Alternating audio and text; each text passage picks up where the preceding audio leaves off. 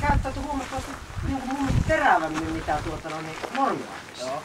No tuliko sieltä nyt esiin sitä, mitä sinä tarkoitit sitä kaksimielisyyttä? Ei oikeastaan.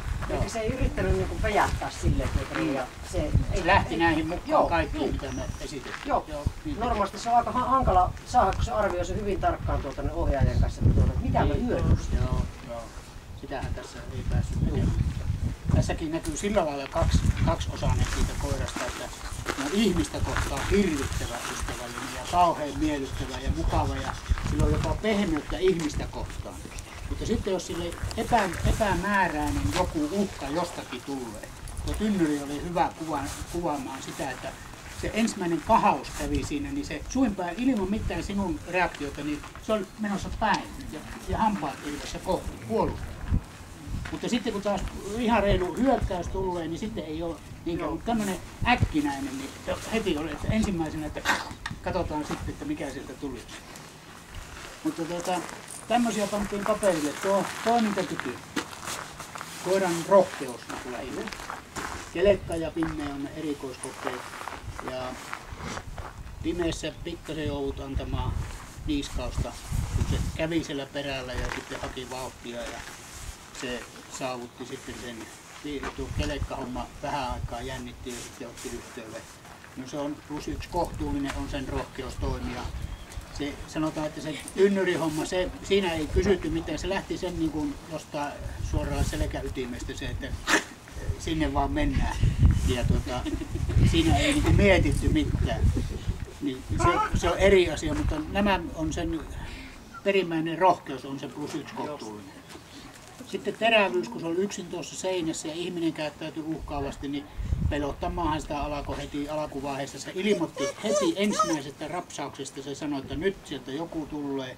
Sitten se oli vähän aikaa, että no voin minä vähän niin kuin sanoakin, mutta sitten että ei hittolainen minua rupeaa pelottamaan. Ja se on, mutta ei ole mitään jäljellä, sehän on ihan, että ollaan kavereita ja sylliin tulossa. Ja hirveän miellyttävä, pieni ilman jäljellä jäävä hyökkäysalue. Se on tosi rehellinen ja kun uhkaa ei ole, niin ei ole mitään ja ihminen on mukava. Paras maailman päällä, mikä on niin ihminen. Puolustushalu, teitä kohti pienintä mahdollista laumaa kohti hyökättiin. Se ilmaisi, että on halua pieni, se ei ole sen enempää. Sitten se siirtyi takajoukkoihin ja sanoi, että äiti otaa vastaan. Ja sen se näytti, että on pieni halu puolustaa sinua, mutta kykyä ei ole enempää eikä kykyä katsotakaan, mutta halu on sen. Sitten tuo taisteluhalu, leikkimishalu, sen hampaiden käyttö, lihaksiston käyttö, semmoinen, että nauttiiko se kamppailusta. No sanoitkin, että se on yksi ainoa taskussa oleva esine, mihin se lähtee. No lähtihän se keppiikin vähän se ja se oli siinä kepissäkin kiinni ja sitten siihen omassa mutukassa oli ihan kunnolla kiinni. Sitten kelekan kanssa se taisteli niin kuin kropallaan oikein kunnolla. Niin sen tuo moottoritaisteluhalu on kohtuullinen +2. Se on, sieltä se ammentaa sitä voimaa sitten kun se rupeaa toimimaan.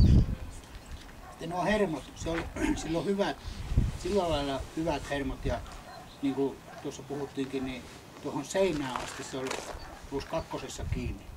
Mutta seinän jälkeen sillä petti niin kuin pokka, sille tuli semmoinen ja tämmönen ja eli se oli niinku liikaa sitten kaikkien näiden muiden, kun pikkusen on jännitystä pantu sinne pelliin mukaan, niin sitten tuli niin kova jännitys, että siltä vähän petti. Niin sen tähden se on +1. Tämä hieman rauhaton ei kuvaa sitä sen sanamuoto, mutta se arvosana +1 on sille ihan oikein ja se on vahva semmoinen. Ja siellä on se semmoinen, sen tähden se pystyy yksinä toimimaan. Sillä on niin hyvä peli hallussa. Sitten tuo temperamentti, se on puhas vilkas.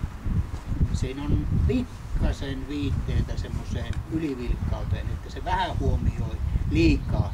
Mutta nyt tässä kun annetaan selvät ärsykkeet, niin se antaa heti ärsykkeen suuntaan ja ärsykkeen mukaiset määrätyt poistot, väistöt, kaikki tämmöiset on ihan vilkkaan koiraan väistöt, eikä mitään liikaa, eli se on +3. Kovuus, pehmeys, no rätti, haalarihomma ja tynnyrihomma, kuinka se muistaa tämmöisiä kahauksia, kun ei ihminen niitä aiheuta, niin se on kohtuullisen kova.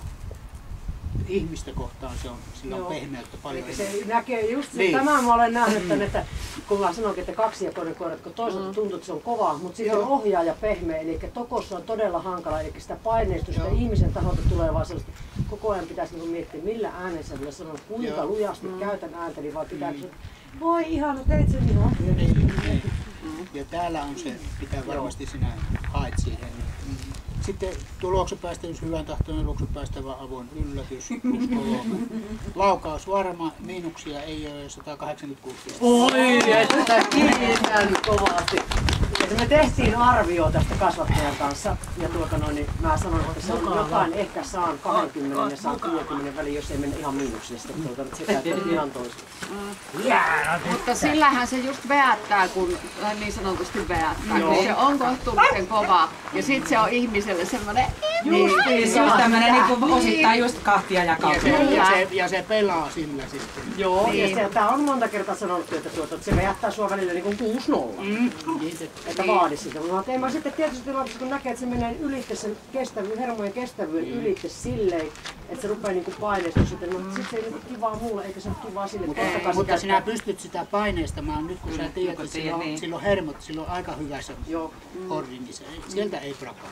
Muualta prakaa. Niin, sä voit niinku tehdä sen kanssa ihan niinku pitkiä harjoituksia ja semmoista. Ei se siltikään se ei kestä niinku ihmisen taholta sitä siis semmoista rankaisemista ja semmoista se ei kestä kyllä varmasti, ettei se menetä sitä luottamusta ihmisen, niin kuin sanoit itsekin. Että se on niin, se rakastaa kaikkia ihmisiä ihan mielettömästi. On niin valtavan semmoinen ilmeikäs naama sillä se.